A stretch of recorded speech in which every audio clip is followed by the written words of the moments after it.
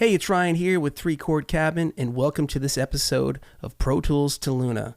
Today we're going to be breaking down my new single, Roll It Up and Reel It In, which is tracked 100% in Luna at the cabin, mixed in Luna, using the speakers at the cabin, and then finished at the condo in these headphones.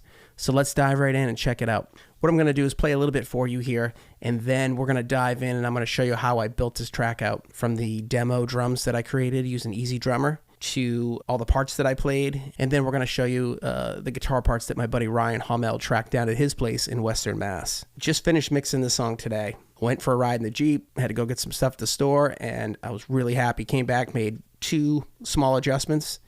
I brought up the backing vocals and EQ'd the lead guitar just a little, was a little bitey around 2 and 3K. Let's hear it. Roll it up and reel it in. Everything's so crazy right now. What you get out's not what you put in. Got to jiggle the hook to freeze somehow. Like a roaring fire, you are the one. Burning bright till the day is done. It don't matter 'cause we got a big win. It's a wild world that we all live in. If you're gonna ride that way, you better not fall, you sink right in. If you're gonna lie to my face, break my heart, won't get back in. If you're gonna ride that wave, you better not fall, my friend.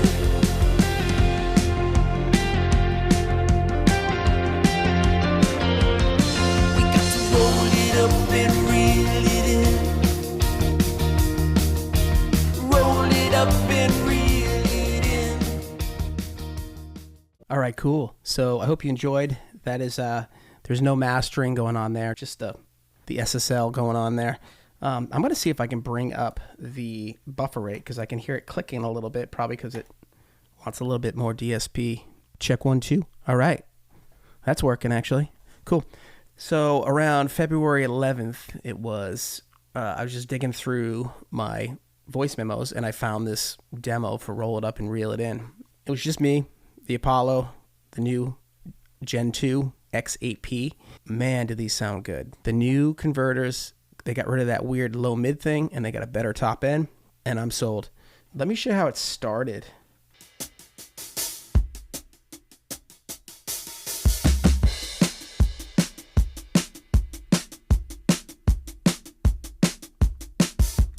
All right, so there's a loop that I came up with, or used and manipulated. This thing I played after that was the keys.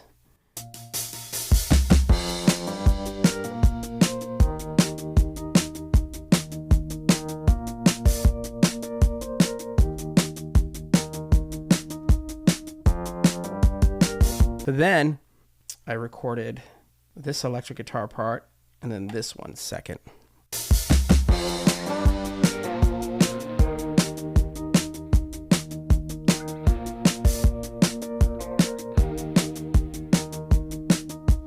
Played the bass on it.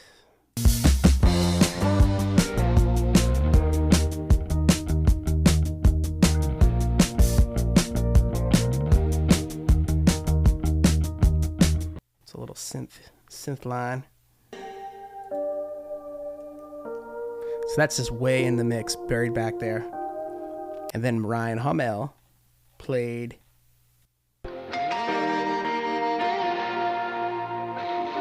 Yeah, those are fun.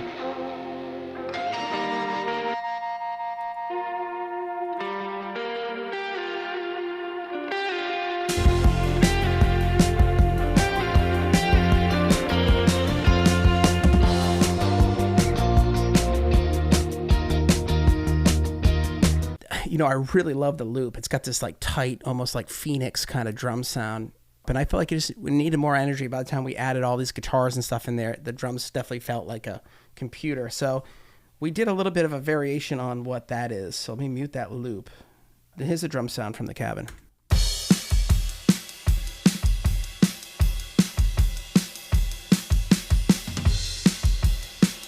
Oh yeah, so there's a couple little triggers there, so let's get rid of the triggers.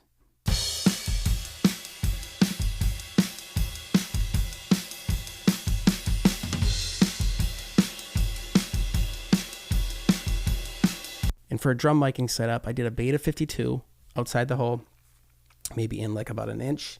57 on the snare. We used the WA-19 Warm audio mic under it. And then we did two 57s on the toms. And then we did the Warm Audio 44, the R44 or whatever it is, ribbon mic and the mono on the center. And then I did a hi-hat mic with I think it was another WA-19. So we used only Shure microphones and Warm audio microphones. That's kind of cool. For all you making records at home and stuff, this is really budget-friendly microphones, and it sounds fantastic to my ears. It sounds like exactly what I wanted. I didn't want anything too bright, too shiny. So here's what the drums sound like without the samples. And here's what they sound like with the samples.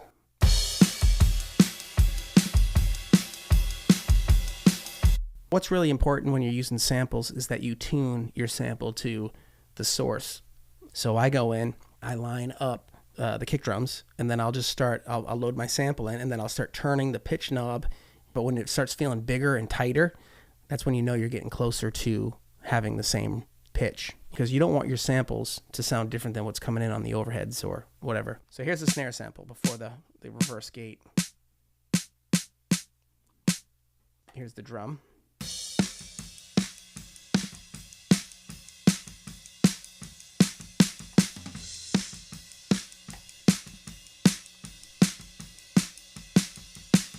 So it's just accentuating that top end rather than having to do a bunch of EQing on that snare, because it's going to bring up the hi-hat and the cymbals. It's nice. That's why I love samples, because if you get them in pitch, they can support it, boom, boom, and it can sound really natural. Now let's go to that other snare part there. It says the AMS, the short reverse setting. So let's add that in.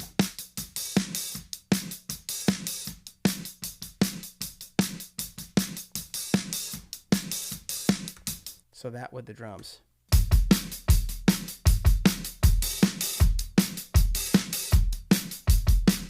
And the snare bottom, the WA-19, it's all right.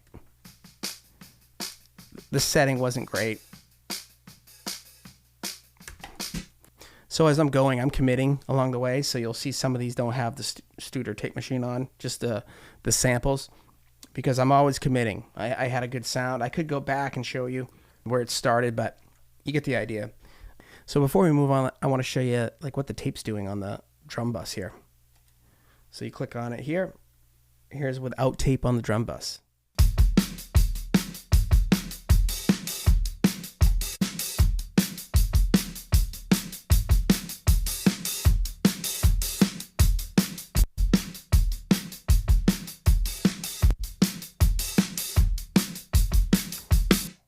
Tightens it up. The kick was the kick seemed bigger before, but now it seems more focused. And that's using a 1-inch tape, 30 IPS, GP9, and that sounds fantastic. Let's go to the bass and drums.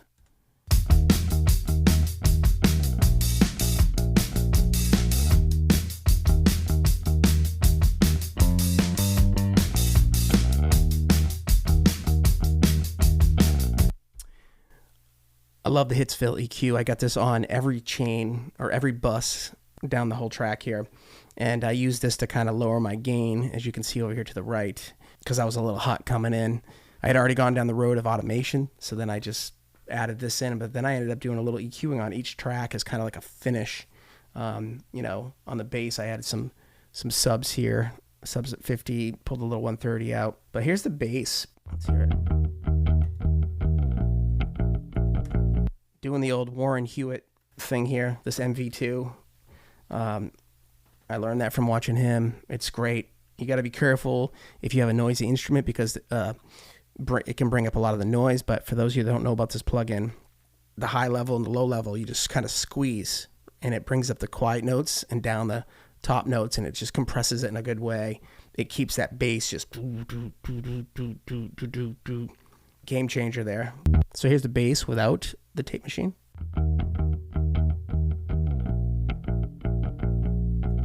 and with the tape machine.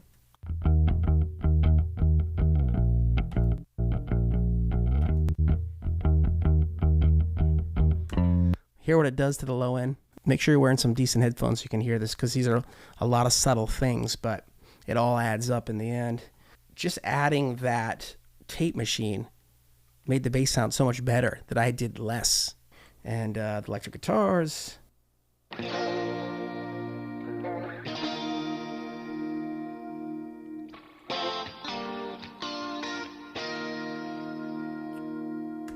All right, so this doesn't have any of the API or tape machines on it because I think I committed them when I did a bounce of something. So just a little ozone dynamic EQ, taking out some of those low mids that can build up. I got an imager on there.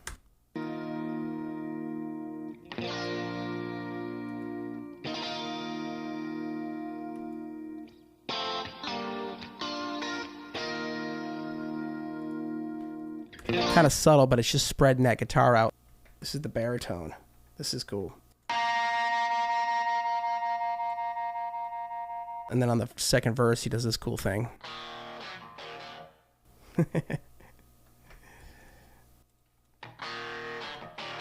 At the very end, he takes and does this like really cool.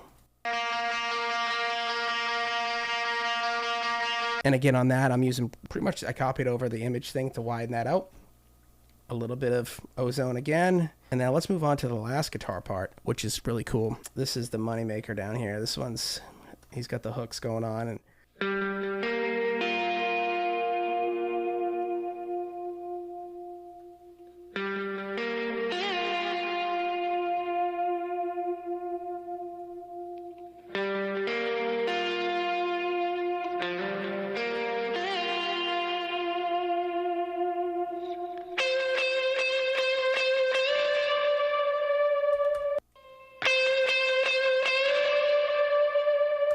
cool, there's a series of those, and then the solo section goes into this little line. I'll play a little bit of this.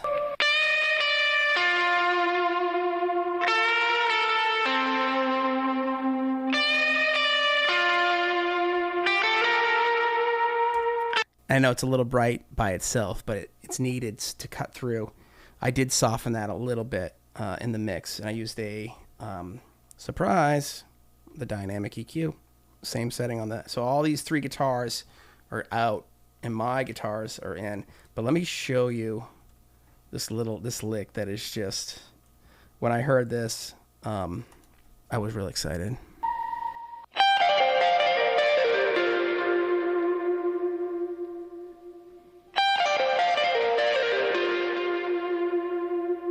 So I guess the idea that I'm just trying to show you on this video is this was all recorded in a one-room studio using minimal plugins, a really nice setup with obviously the Apollo Gen 2 X8P, Shure microphones, Warm audio microphones, and just players.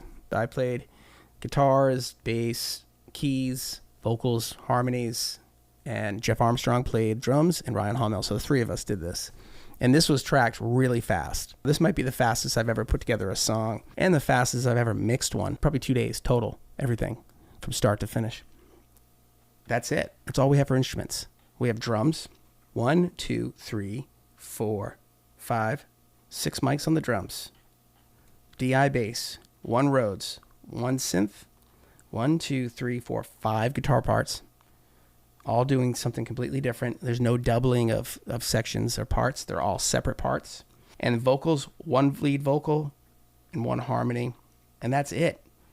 I'm going to start you from the second verse through to the end. I'll show you some stuff about the vocals, the vulnerable vocals. We'll zoom in a little bit. But really simple. SM7 I used directly into the Apollo. The API sound, I got the Vox box on there. I used to own the hardware, which is great. Or Hitsville, the hit maker. But look at this. There's nothing going on with it. I'm just using it to bring the gain down. But it did add a tone. Then I got a little pure plate going on, lead effects, and I got a little delay spacing going on using the Cooper time into a plate, EQing the reverb. From the second verse on, here we go. We got to roll it up and reel it in. Roll it up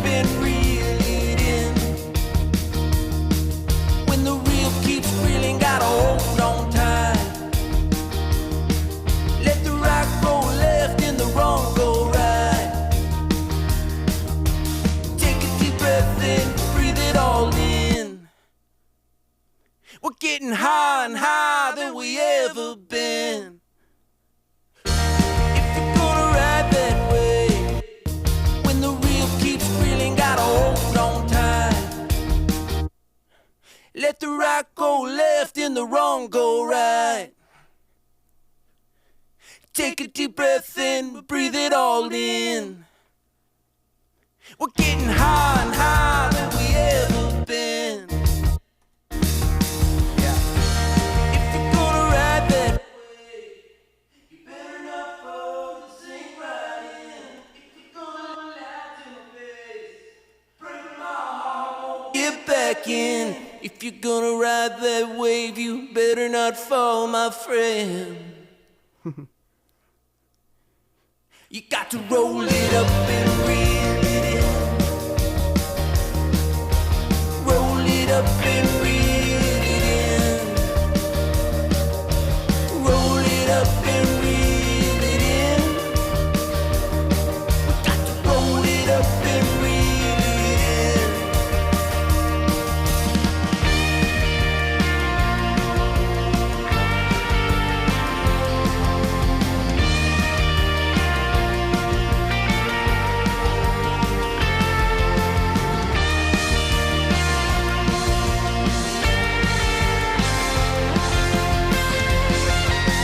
Roll it up and reel it in.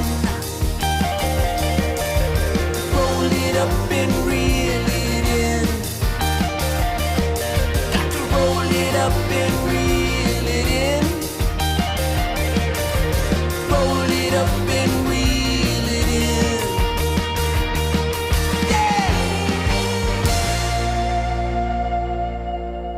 But yeah, that's the song. It's done. It's mixed. It's taken me a long time to be able to record myself, mix myself, hear myself vocally without going crazy. I'm real excited about this workflow, which in the end is going to make me put out more music than I ever have in my life. This year I plan on just burning and turning and not getting hung up because I've been hoarding music horribly for 14 years, as you're going to see in future videos. I'm so excited to be in this spot right now. A one-room, limited situation, doing more with less. Basically, these days, I'm doing all my creation with minimal microphones, the kind of microphones that you don't mind bringing into a smoky cabin. Plugin-wise, I'm only using Universal Audio, Isotope, Native Instruments. I use the auto-tune stuff because we're not going to waste a performance over a bad note. Thanks for tuning in here. Please subscribe and follow, and we look forward to seeing you on another video.